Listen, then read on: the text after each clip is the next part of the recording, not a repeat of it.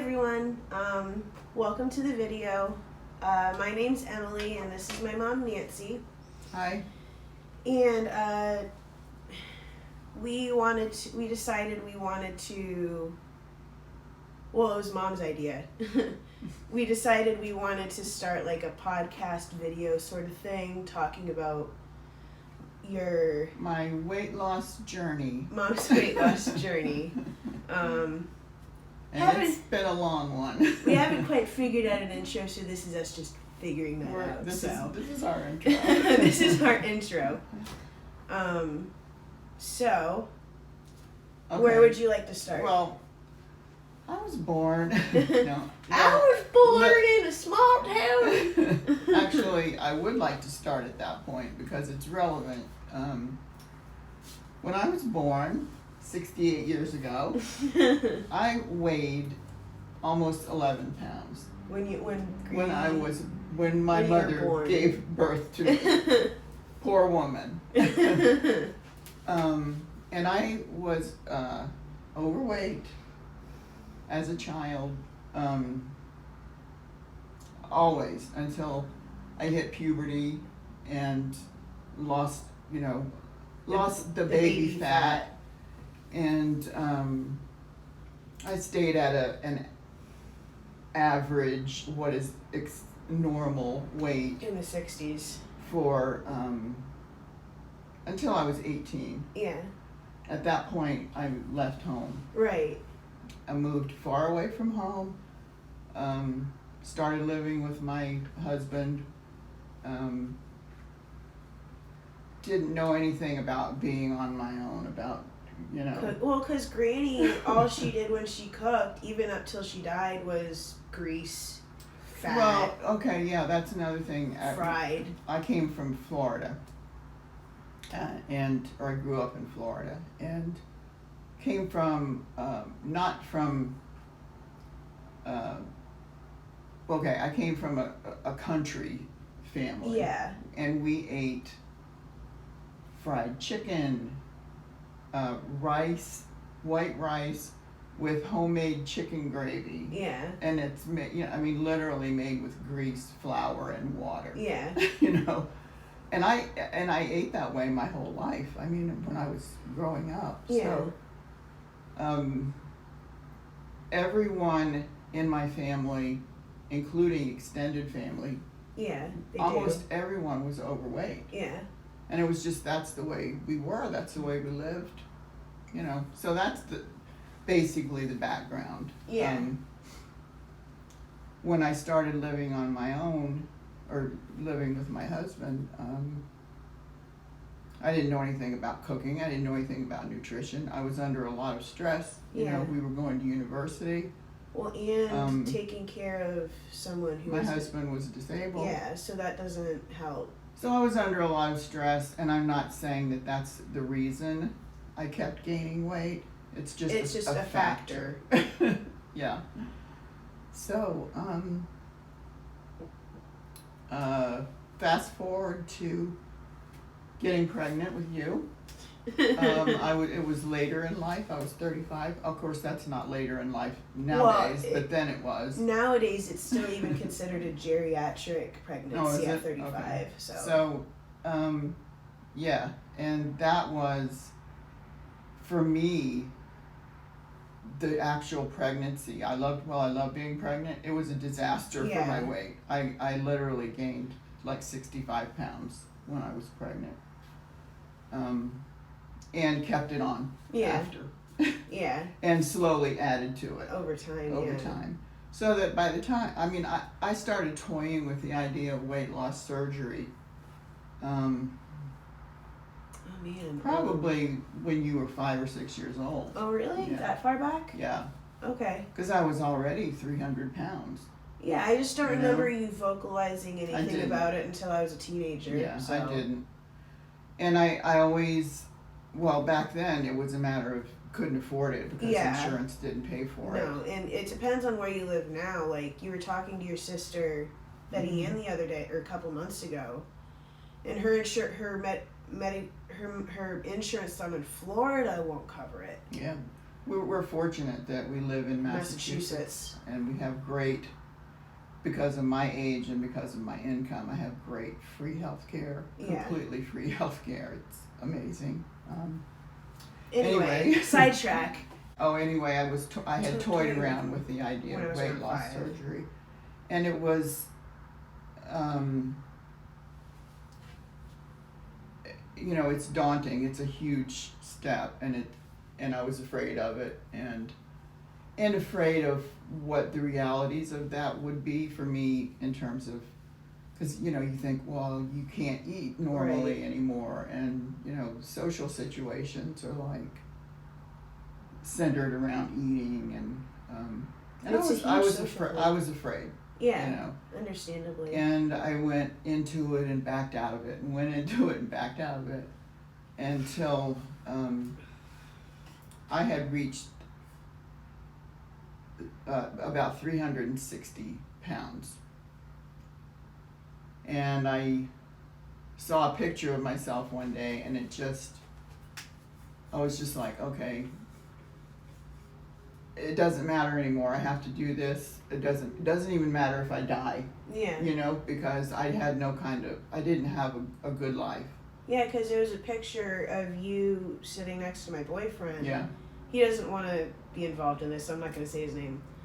And he, at that point, he's 5'9", and he was sitting at 160 at that point. Mm-hmm. And you were just like, and I weighed 200 pounds more than he did. yeah. And I just. And you're 5'3", 2? Yeah, 5'3". Yeah. And while I have seen pictures of myself, although there aren't a lot of them before, it just, that for some reason that struck me, and I just decided, okay, I'm going to do this, and I'm not going to let anybody talk me out of it, because I had let people talk me out of it before. Yeah. Because I wasn't comfortable with the idea. It scared the shit out of me. Mm-hmm. Yeah. Well, because it's major surgery. Yeah. Yeah. So I decided to do it. I found what I thought was the best team. They were great. And they are great. I used South Coast Health Services, and went to the office in Fall River, Massachusetts, and they were amazing and awesome and super supportive. They've got a really good program. And so I had started seeing them, begun the process. You've got to get the approval from the insurance. Like, you got to take the class, and you got to get them in. And yeah, they make you see a psychiatrist. You do nutritional counseling. I mean, it's a whole program. And then that was in December of 2020. Yeah. No, 2019. Yeah. And then COVID happened. Yeah, and so everything kind of got screwy. They weren't doing the surgery. Yeah, no, because it's technically an elective surgery. Yeah. So that put it off for a whole year. Then they started doing the surgery again in January, I believe, of 2021. So we started the process. Well, let me back up a little bit. During 2020, you were in communication with the doctors you needed. And one of the things that they encourage you to do is to lose weight if you can. It depends on the program, but they can encourage you to lose 10%. Oh, I don't know what the percentage is, and they never told me I had to lose a certain amount. They just said try to lose as much weight as you can, because it's easier on you during surgery. So the more weight you can lose before surgery, the less risk there is. Yeah. And it'll show the team that you have the solid intention of continuing to try and lose the weight. I guess that's their reasoning. I don't know. It's a combination of the stuff. It's all people always say, well, if I could lose the weight, I wouldn't need the surgery. Well, that's true. Yeah, but that doesn't mean you should stop trying while trying to wait for the surgery. Yeah. And maybe I should put this at the beginning. I don't have any issue with people who are big and they're happy. Absolutely not. And they're healthy, and I'm not trying to I don't body shame anybody. I don't have any issue. with people who are overweight Yeah. or whatever you want to call it. Because there For can, me, it was yeah. my health. Yeah, because You know. there can be any combination of health issues, you know, that Well, are causing them to gain the weight. And you know, might just like yourself that way. Who knows? I mean, a lot of people do. You know. Yeah. So, having said that, my issue was health. I was on 3 types of blood pressure medication, hypertension medication. I was pre-diabetic. I was on metformin and what's that other stuff? Trulicity. Yeah. I had to give myself shots in the stomach once a week because of the diabetes, pre-diabetes. I was on a statin for cholesterol, and I was on medication for acid reflux. So, and some other stuff. So I was taking a lot of medicine, and my health was badly compromised. In 2018, I suffered a bilateral pulmonary embolisms, and I was hospitalized for 3 weeks while they tried to dissolve the blood clots. And talk about scary, that, you know. And later you found out that they were right by your heart too, which is even scarier. Yeah. So I mean, it was 3 weeks of scary. Basically sitting there hoping that I didn't die. Yeah. You know. January of 2021, they started doing the surgeries again, and I was scheduled for June 29th of 2021. During that period, that 6 months leading up to the surgery, I managed to lose 40 pounds on my own. Yeah. So when the day of the surgery, I weighed 323 pounds. I'm just going to go through my weight loss, the dates and stuff. So, June 29th, 323 pounds, and that was a weight loss of 45 pounds to start with. By July 9th, I was 310, which is a weight loss of 58 pounds. July 21st, I was 302, which is a weight loss of 66. September 17th, I was 271, which is a weight loss of, what is that, 92? 92 or 97, I can't read my writing. You scribbled, so it's like 92 or 97. 6 months after the surgery, exactly, I was down 100 pounds from the date of the surgery for a total of 138.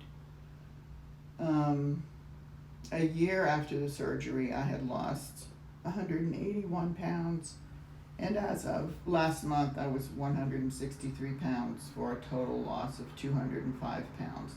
And that was a start weight of 368. Yeah. So needless to say, the surgery for me has been very successful. It was the tool I was missing to allow me to be successful. You know, I don't have any excuses. I don't want to go into all the reasons that I was overweight. I had this is a good amount of weight loss. It's above, you know, what people usually expect to lose. And the reason I was so successful, I think, is because I felt like I've been given a gift, and this tool was what I needed to be successful losing weight and being more healthy. yeah. Yeah. And I was like, okay, I have literally let someone cut into me, rearrange my intestines and my stomach, and I'm not going to let that go to waste. Yeah. I'm not going to go through this again. I'm not going to, you know. The surgery, the couple recovery was like, ugh. Yeah. It was, well, it wasn't. I mean, well, the most frustrating part, it seemed like, for you was like they have to fill up the stomach with air to be able to like that get part. in there and move. Oh man, It's like well, first of all, excuse me, but you're farting like Yeah, crazy yeah. for days. And like even just drinking water, it creates all this foam, and you're like burping, and it's this foam stuff. It's really disgusting. And that lasted for like a week. Yeah, because your body's trying to get out all the air that they had to pump into the cavity to. So that first part was pretty disgusting. I have to say, I didn't have hardly any pain with the surgery because it's done laparoscopically. Words. There's like 5 incisions that they make, and they're tiny, like tiny, half-inch. Mm-hmm. No stitches. They glue them back together. So that part of the surgery was great. It was not physically uncomfortable in that way. We thought that maybe we could answer some questions that people might have who are thinking about doing the weight loss surgery. And we had just jotted down some questions that Mom would have had before her surgery, so it's a kind of our starting guideline. Yeah. I already discussed how hard the surgery was. It was a breeze, honestly. For me, the actual surgery itself was not difficult. It was not painful. I recovered very quickly, What's it like not to eat? Truthfully, I have to say that when I had the surgery, it was kind of like a switch flipped for me. And I started looking at food differently. Like I mentioned before, I had invested all of this energy and work into committing to the surgery and let somebody cut into me and do all that stuff. And it was like I wanted to have a new relationship with food. I know that's cliche, but it's true. And I didn't look at food the same way. It wasn't, because I felt like I was addicted to food before. Yeah. And I didn't feel that way like immediately after the surgery. Oh, I should say that the day of the surgery, I was taken off 6 medications, the pre-diabetic medications, the 3 hypertension medications, and the acid reflux. They just stopped They just stopped it. And I was like, really? And they were like, oh yeah. Yeah. And it's been a year and 8 months since the surgery. I've not had a high blood pressure reading since then. In fact, I have low blood pressure sometimes. And my AC1 and my blood sugar and all that stuff is perfectly normal. So out of the danger zone for yeah, that stuff. So that was great. Long-term side effects. I have had some issues with some digestive issues. And this isn't everybody, this is just me. I've had some stomach pain that felt a little bit like, I don't know, if you've ever had a gallbladder attack, it's really super painful. It felt a little bit like that. I've had nausea off and on. And constipation is a common issue with this surgery. But because of the pain medication you're on, that was kind of already an issue. Yeah, I have chronic back and neck pain from the abuse that my body took while I was 300 plus pounds. My spine is like compressed, and it's mush. I have spinal stenosis really bad. And have to use a walker. Which I was hoping I could get out of after I lost the weight, but the back pain is still too severe. Right. So, but anyway. And you've been having while you're not pre-diabetic anymore, you have been having those random blood sugar drops when you eat certain types of. If I eat sugar or combination of sugar and white flour, it's like baked goods, particularly cake, like a birthday cake, knocks me right out. And I will I'll have And certain types a of blood sugar drop. and certain types of alternative sweeteners will do that to you too. It seems like. Yeah, I don't know. But we're still figuring that out. I looked that up this morning, and that's actually not a side effect. So I'm, Anyway, yeah, I have blood sugar drops, and I get really shaky, and it's just like I have to eat a piece of fruit or something just to get my blood sugar back up. So that's sort of an ongoing concern. Yeah. There's let me talk about best thing about the surgery and worst thing about the surgery. Best thing I have to say is my feelings about myself and my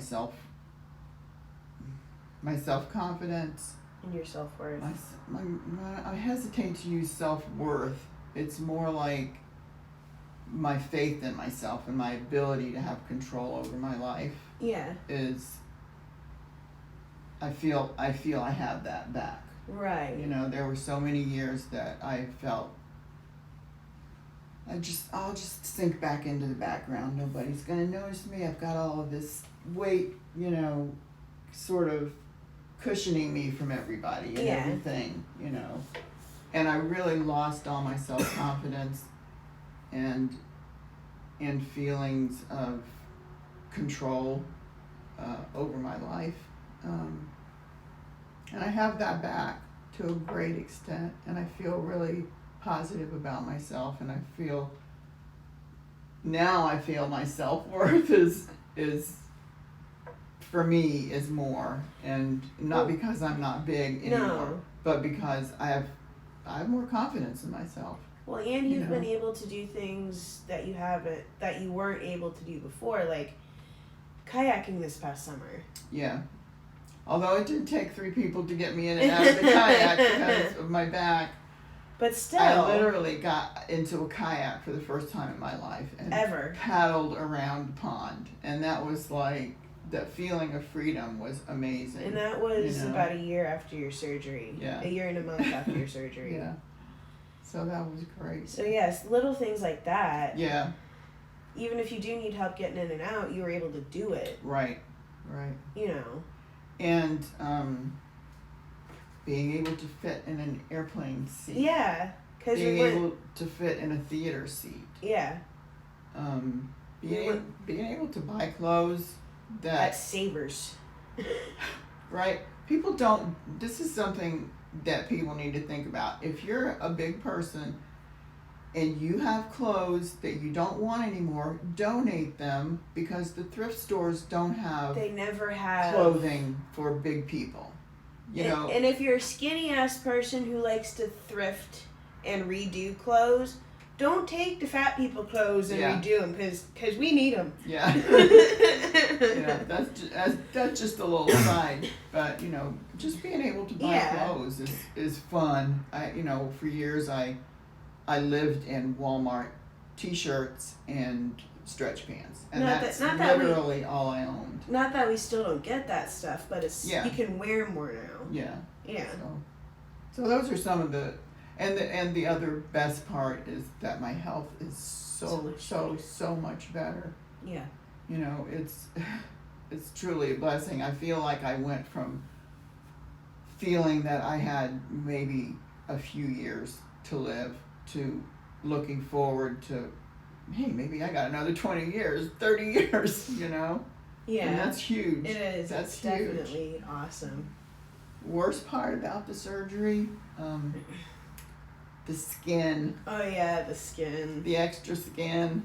It's, even though, I weigh 163, and I talked to the doctor about this because there's a lot of sagging, a lot of extra skin, and she said, I was like, I'm only 5'3", so I'm still technically overweight. Yeah.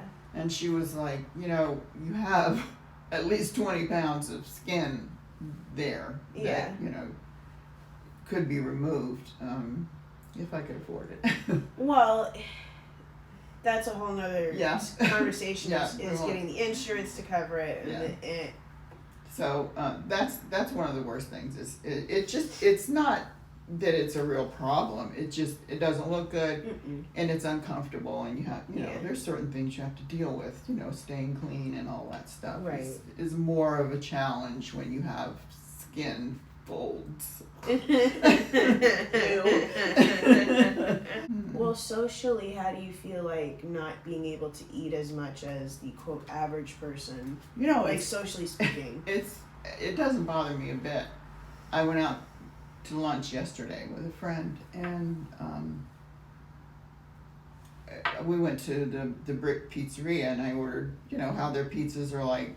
They're like not personal huge, pizzas, right? like 10, 12 inches. And I ate 2 slices of that, and I could barely move. I was so full. Yeah. And she was laughing. She's like, you're a cheap date. I Yeah. was like, yeah, I am. But it doesn't bother me a bit. I order a meal and I take home what I don't eat, and I've got 2 more meals. Yeah. So for me, it's good.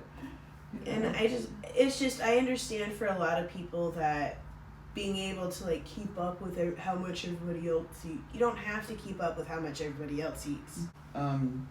Yeah, it's funny. In fact, I kind of look at how much people eat, and the fact that I have pretty much stopped losing weight at this point. Yeah. And I'm eating normal amounts, and I look at how much other people eat, and I'm like, wow, where are you putting all that? Americans eat a lot of food. So yeah, I feel fine about that part of it. Yeah.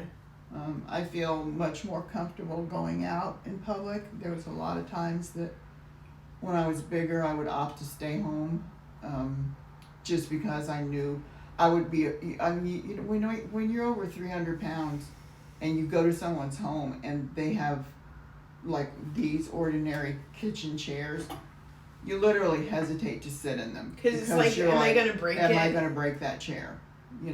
Yeah. And not having to worry about things like that makes it a lot easier to go out in public. Yeah.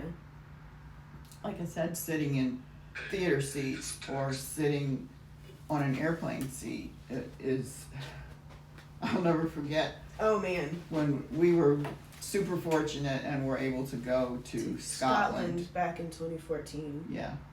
And I literally, I was big then, and I got on the plane and I chose a window seat, and I made Emily sit beside me so that nobody else would have to deal with me and my size.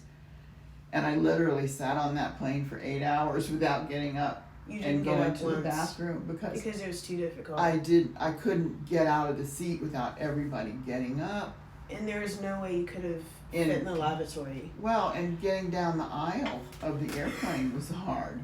I would have brushed up and bumped against everyone. Well, currently I'm at 190, and I've been this weight while flying before, and even at this weight, you can't help but be like, oh, sorry, right, sorry, walking, and even at this weight, sitting in those lavatories, you're like, eat. And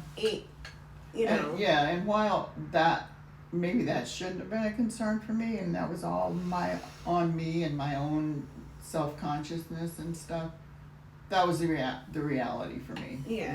And that was really uncomfortable. And now I feel like I'm free to do things that I wouldn't have done before. Yeah, so I guess I think that's all I have to say right now. For now. If anybody has questions, are we going to put on comments on this or not? It's up to you. If you have any questions, leave them in the doobly-doo. Yeah. Or leave them underneath in the comments. Please don't be mean. We're nice people. If you are mean, your comment will be deleted. Yeah. And you will be blocked. I know that social media is a cruel thing sometimes. Yeah. I hope this gave a little bit of information if anybody was looking for information. Like I said, if you have questions and I might be able to answer them, I'd be happy to.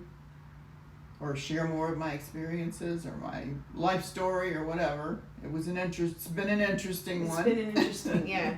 Very interesting. So yeah, that's about it for now. So. And I'm not sure if we'll be putting it after this video or in a separate video, but we'll post a progress video, so to speak, of before surgery till now. Yeah. So maybe let's put it here and separately. And okay, we'll have it at the after this and as a separate video. Yeah. So thank you. Thank you, 10-4. Bye. Bye.